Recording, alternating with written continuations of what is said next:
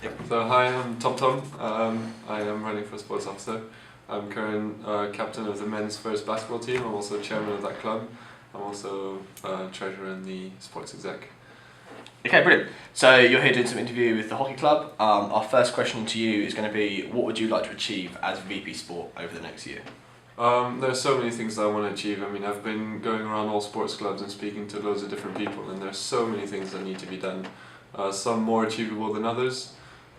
So the main things would be facility bookings. Like that's one that's really a bad point at the moment, because so many times the pitches and the courts are all empty, but they're all booked.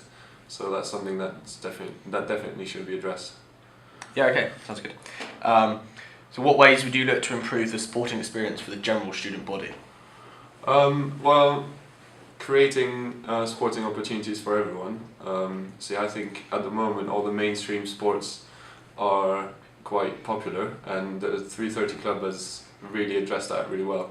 But I think loads of other sports really need to have that opportunity as well. So you could try like loads of different things, like fencing. They really struggle to get members, but fencing's really fun. Like I did it yesterday, it was so much fun. So loads of different sports like that don't usually get the attention. I'd like to put the focus towards them. Okay, yeah, sounds good. In your role in the basketball club and your experience with sport over the last few years, how do you feel about the current balance between rec and performance sport? That's a good question. It's hard to create that link between the two, because ideally you'd want beginners to come in and play recreational and train them until they get part of the team. But obviously some people come in and they're already skillful enough to get on the first team straight away. So it's really important, I think, to get all the top team players involved in the recreational program as well, even if it's just playing with people. I think that's really a main thing, so that everyone just sort of talks to each other and helps each other. Yeah, okay, sounds good. So one of the big issues that hockey faces every year is very limited facility time. Yeah. How do you think in your role as VP Sport you can help hockey overcome that? Well, as I said earlier, there are so many slots that are booked but are not used, so I definitely think there should be some consequence to that. So if you book a slot and you don't show up, then there should be some kind of consequence. I don't know which one yet. I'll look into that if I get the role. Okay, that sounds good. Something hockey's been doing over the last 2 years is looking at massively increasing its recreational program to the point we now have a men's 6 and a ladies 16. What measures do you think you could bring in as VP Sport to help the hockey club and other clubs develop similar programs? That's a good question. I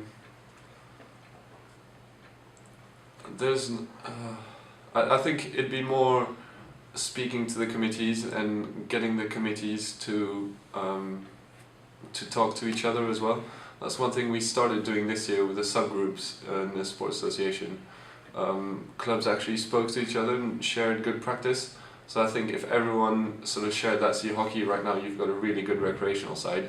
If you shared that with basketball, for example, and said how you're running it at the moment, and then we could sort of implement that in our basketball program. Yeah, okay, sounds good.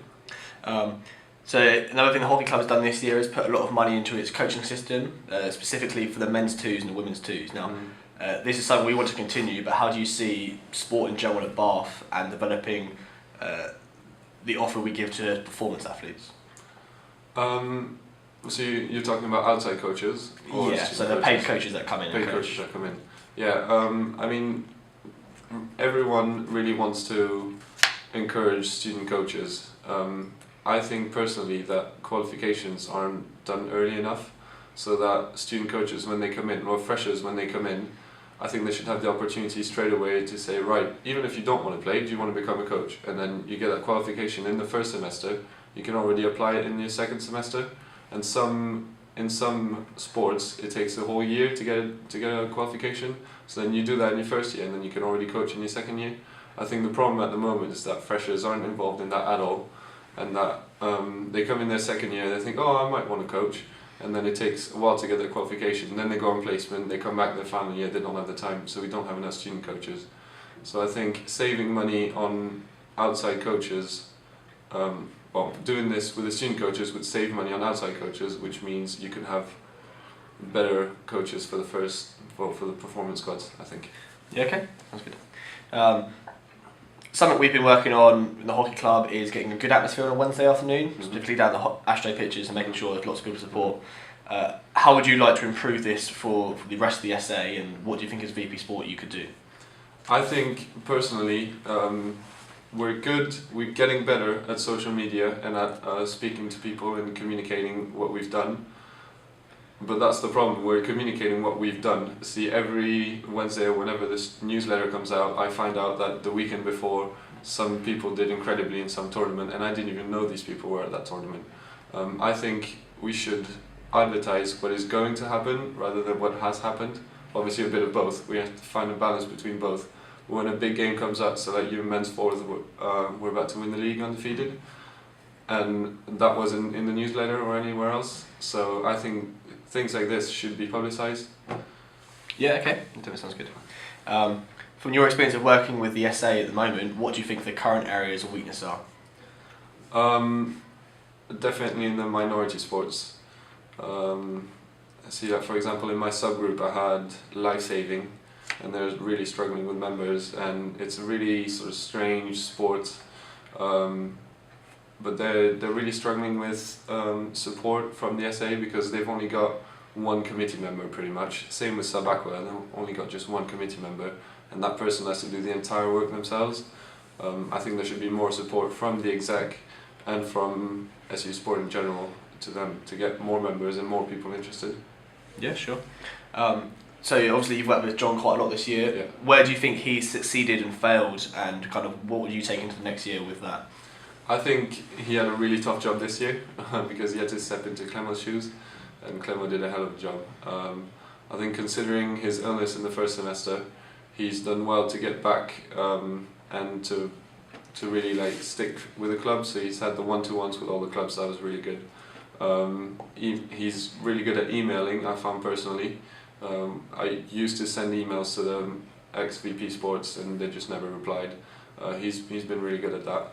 I think one weakness probably was that sport was kind of at a standstill. We sort of stagnated a bit. So that's something that I really want to do next year. I want to push it forward. Okay, yeah, sure. So obviously if you step into the role, what weaknesses do you think that you have as an individual which you'd need to overcome to do well in the VP Sport job? What weaknesses? Yeah,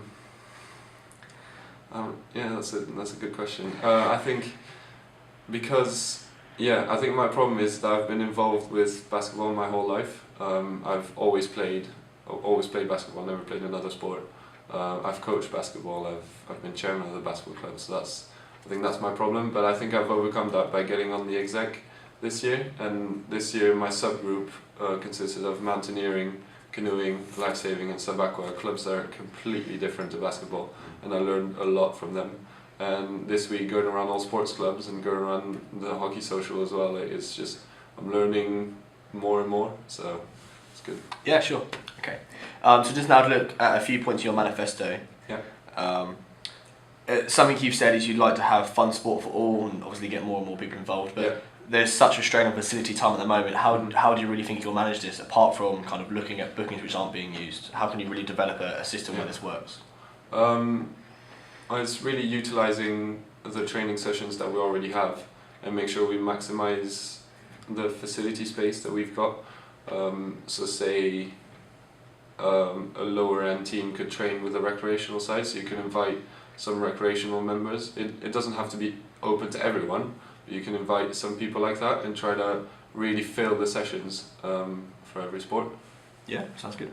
Something else you've picked up on, which is quite nice, is the locker problems, which you all know about, and also quite a nice idea is the flexible sports pass, of seeing different levels brought in.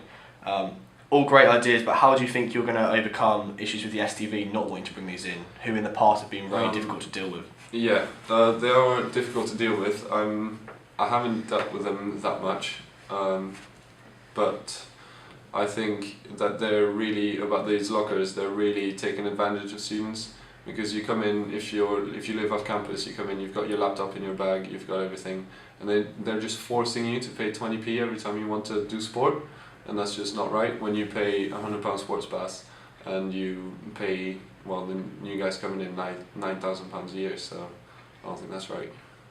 Yeah, okay, sure. And something else you pick up on, which a lot of the VP Sport kind of said, is about varsity weekend. Mm-hmm. Do you not think this just tailors to the elite athletes and leaves out the majority of people in the SU? I think varsity weekend, it does involve elite athletes to the performance part of it, but if you go to every sport, you see all the other teams from that sport, they all come in and watch, and they all really enjoy it, because at the end of the day, the elite athletes are the ones kind of putting on the show. Forgive me for saying that if you're not, but I think that's how it works.